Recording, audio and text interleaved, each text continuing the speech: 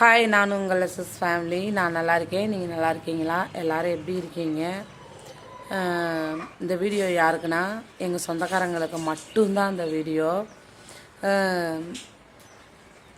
நான் வந்து எனக்கு வந்து கல்யாணம் ஆகி இப்போ இந்த 12 வருஷம் ஆச்சு. இந்த 12 வருஷத்தில் என் கூட பிறந்தவங்களும் சரி, எங்கள் அண்ணங்களும் சரி, இது நாள் வரைக்கும் என்கிட்ட யாருமே பேசுனது கிடையாது. நானும் அதுவும் எனக்கு சூழ்நிலை வந்தது கிடையாது. நம்ம ஏன் பேசணும் அப்படின்னு எனக்கு அந்த எண்ணம் வந்தது கிடையாது. ஏன்னா என் வீட்டுக்காரர் என்னை நல்லா வச்சுக்கிறாரு, எனக்கு தேவைப்படுறத செய்கிறாரு. அதனால நான் எப்பயுமே எங்கள் வீட்டை பற்றி நான் யோசித்ததே கிடையாது. எனக்கு கூட பிறந்தவங்க 4 அண்ணன் தம்பி, அப்புறம் நானும் என் தங்கச்சி, நாங்கள் 2 பொம்பளை பிள்ளைங்க, மொத்தம் எங்கள் வீட்டில் 6 பேர். அதனால் நாங்கள் எப்பயுமே யோசித்ததே கிடையாது. ஏன்னா எங்கள் தம்பி இருக்கியா, எதுவாக இருந்தாலும் எங்கள் தம்பி எங்களை நல்லா பார்த்துக்குவேன். இப்போ என்னென்னா, இப்போ இந்த வீடியோ நான் எதுக்கு இந்த வீடியோ நான் போடுறேன்னா, எங்கள் ஐயா இறந்து 10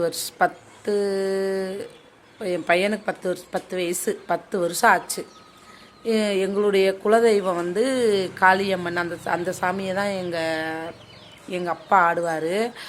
எங்கள் ஐயா அந்த சாமியை தான் ஆடுவார். இப்போ என்னடானா, எங்கள் ஊர்லேருந்து இப்போ எனக்கு ஃபோன் வந்திருக்கு. ஃபோன் போட்டுகிட்டே இருக்காங்க. ஏன்னா இதனால் எப்படி போக முடியும் சொல்லுங்கள்? என் தம்பி உள்ளே போனால் அப்போ வந்து எங்களை என்னான்னு கேட்கல, யாரும் என்னான்னு கூட கேட்கல. என்ன ஃபோன் போட்டு என்ன சொன்னாங்கன்னா, இனிமேல் இங்கே எல்லாம் வந்துடாத, எங்கள் வீட்டுக்கெல்லாம் நீங்கள் 3 பேருமே வந்து, என்னையும் என் தங்கச்சி என் தம்பி 3 பேரும் வராதிங்க, இந்த தெரு சைடே வந்துடாதீங்க அப்படி சொன்னாங்க. இப்போ நாங்கள் தேவைப்படுறோம். யாருக்கு? கூட பிறந்தவங்களுக்கே நாங்கள் தேவைப்படுறோம். ஊருக்கு வாங்க, கோயில் திருவிழா, நீங்கள் இல்லாமலாம் கும்பிட முடியாது. ஏன்னா எங்கள் அப்பா கும்பிட்ட சாமி எங்கள் அப்பா இறந்ததுலேருந்து அப்புறம் யாருமே இந்த நாள் வரைக்கும் கும்பிடலை. இப்போ வந்து கும்பிட போகிறோம் அப்படின்னு சொல்கிறாங்க. இப்போ மக்களே, இப்போ எனக்கு என்னென்னா ஒரே ஒரு டவுட்டு தான். என்ன டவுட்டுனா, எங்கள் அப்பா ஆடின சாமியை ஊருக்காரங்க ஆடணுமா, இல்லை என் கூட பிறந்த அண்ணன் தம்பி ஆடணுமா? நீங்கள் சொல்லுங்கள். அந்த சாமி அடுத்த வாரிசுக்கு தான் வரணும், சரிங்களா? இவங்க என்ன பண்ணுறாங்கன்னா, நாங்கள் வந்து தெருவே வந்து உட்காந்து யாருக்கு சாமி வருதோ வரட்டும் அப்படின்றாங்க. அந்த சாமி வந்து சச்சுருவா இருக்குன்னு நான் நம்புகிறேன். இப்போ நான் என்ன சொல்ல வரேன்னா, என்னமோ சொல்ல வந்தேன், அதுக்குள்ளே மறந்தும் போயிட்டேன். அதான் சொந்தக்காரங்க எவ்வளோ சுயநலமாக இருக்காங்கன்னு பார்த்துங்க. தயவுசெய்து யாரையும் நம்பாதீங்க. என்னை பொறுத்த வரைக்கும் யாரையும் நம்பக்கூடாது. கட்டின புருஷனை கூட நம்ப முடியாது. சூழ்நிலை எப்படின்னா, யாரை வேணாலும் கல்யாணம் முடிச்சு போகலாம். நம்ம கையை உண்டி நம்ம தான் வந்து ஓங்கி நிற்கணும்.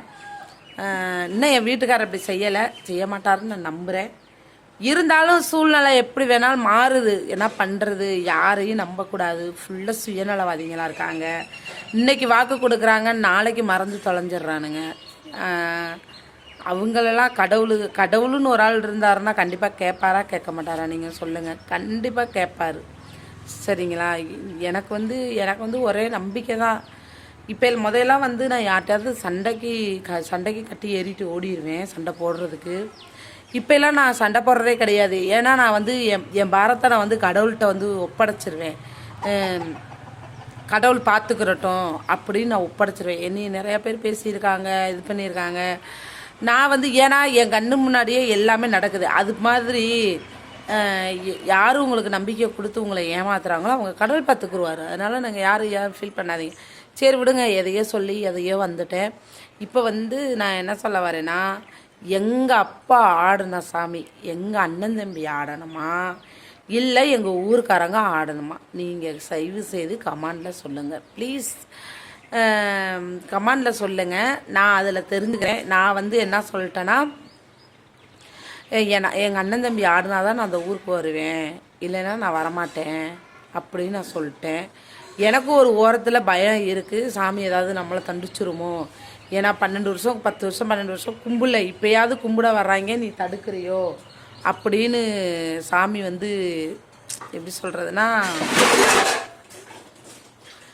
தடுத்துரும், அதாவது நிறுவனம்னு எனக்குள்ள டவுட்டு இருந்துக்கிட்டே இருக்குது. என் தம்பி ஃபோன் போட்டேன், இந்த வரேன்.